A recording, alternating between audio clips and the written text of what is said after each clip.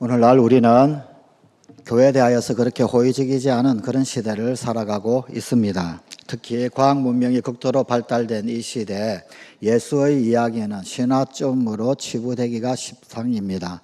그 예수 이야기, 그건 너무 신화적인 것이 아닌가.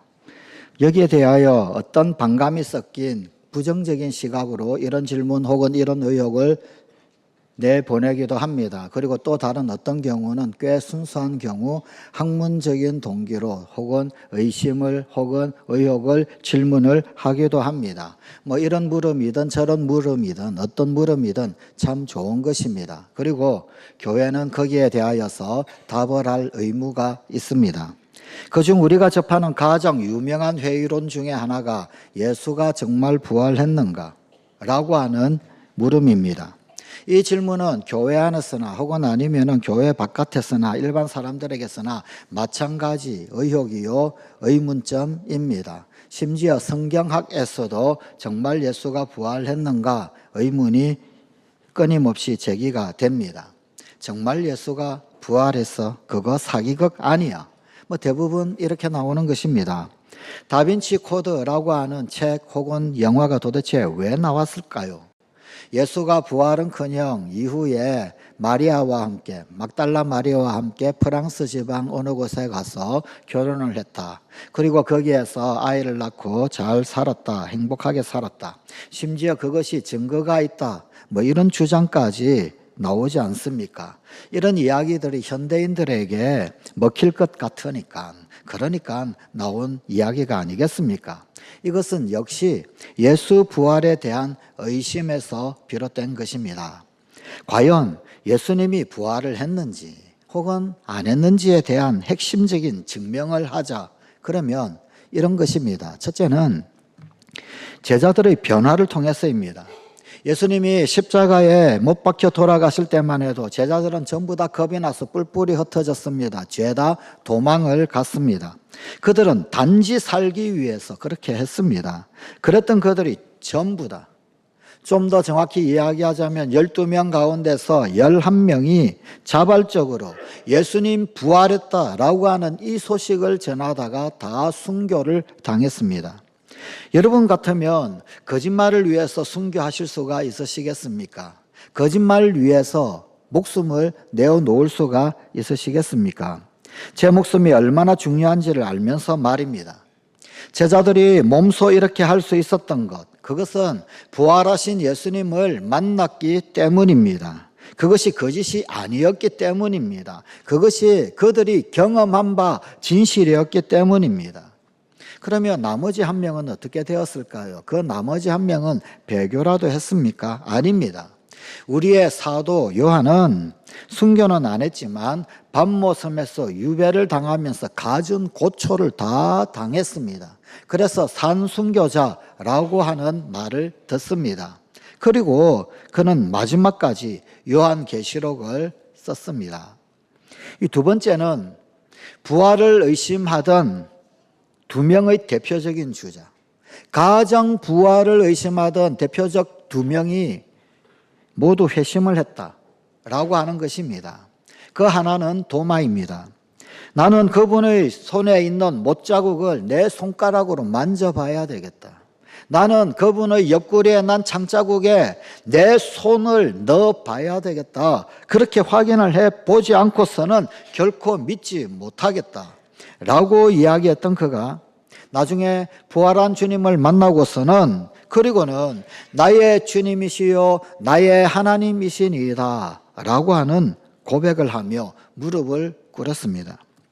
반대자의 경우로는 사울이라고 하는 율법학자를 들 수가 있습니다. 상식적으로나 자신의 학문적 지식적으로나 혹은 종교적 배경으로나 사울은 죽은 자가 다시 살아난다라고 하는 것, 이 주장을 도저히 용납할 수가 없었습니다.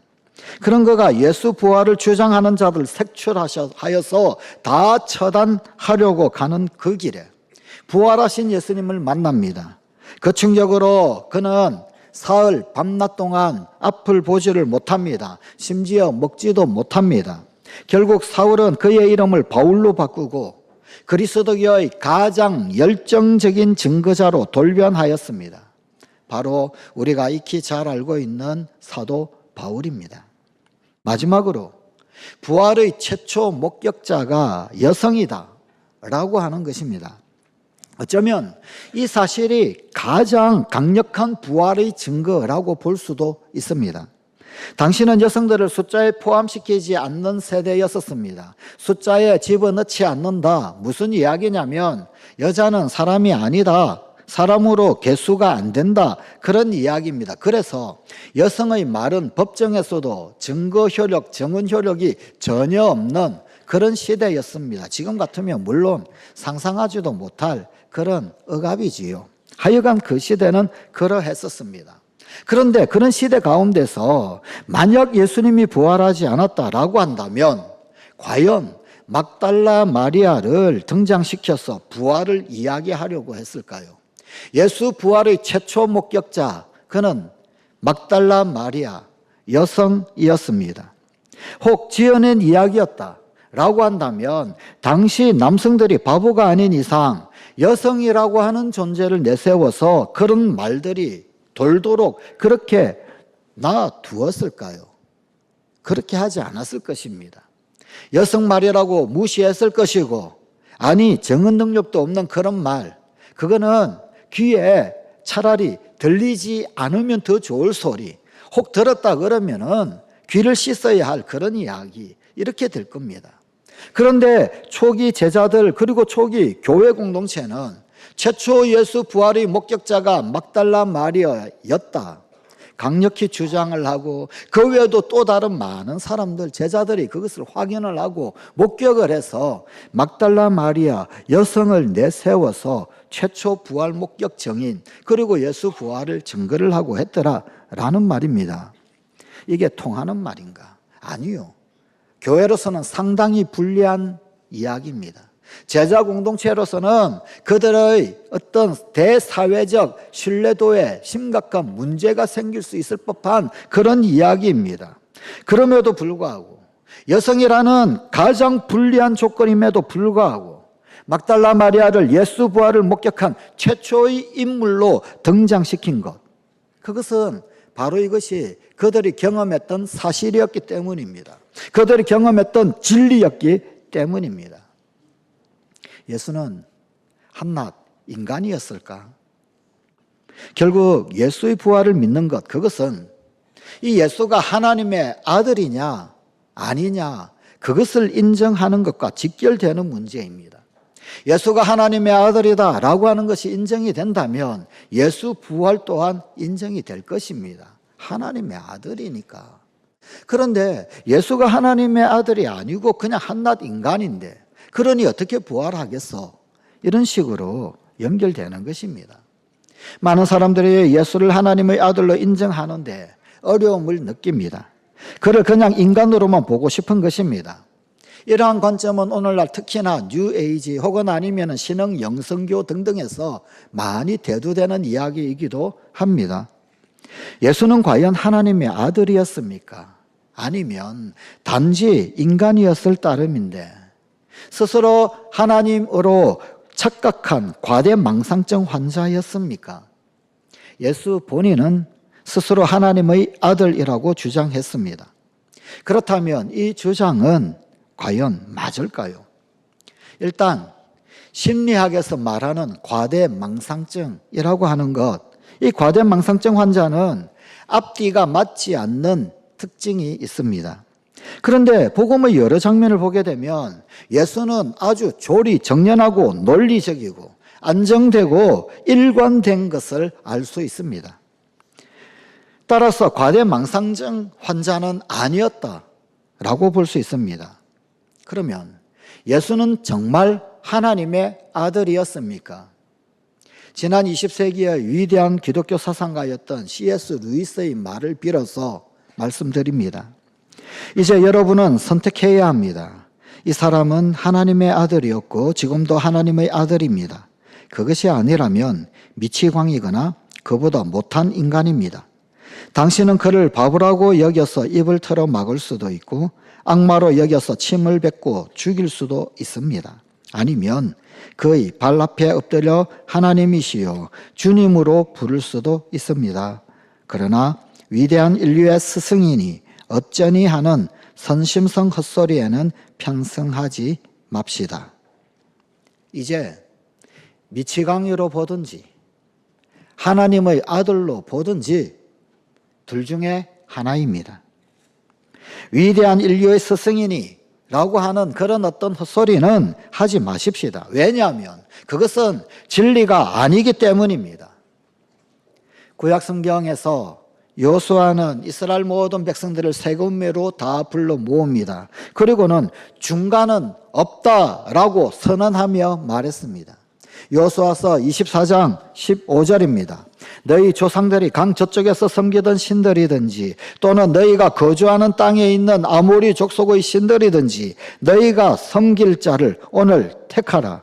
오직 나와 내 집은 여호와를 섬기겠노라. 성관가족 여러분, 우리도 마찬가지입니다. 진리는 칼 같은 것입니다.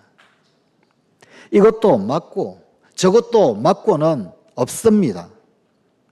죄는 품을 수 있지만 거짓은 품을 수 없는 것입니다.